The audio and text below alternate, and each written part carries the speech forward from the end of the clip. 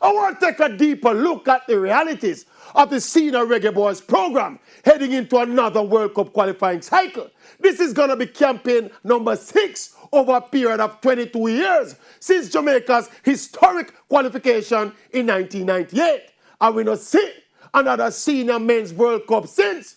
Now look at what is happening now.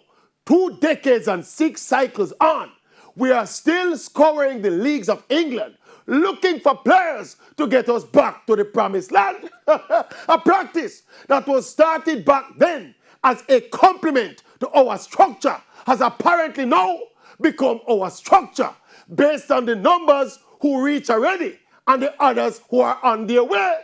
And the only plausible reason why we keep running down these England-born players in these volumes is because our developmental structures have failed and the players we're producing are not good enough. I mean, when it reaches 7, 8, 9, 10 and counting, this start feel like deja vu, like we're reliving an experience again and again that never ended well.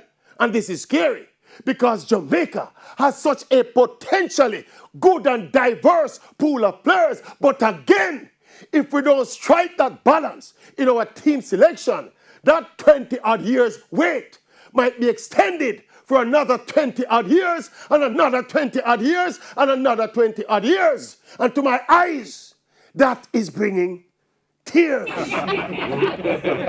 Yes, tears.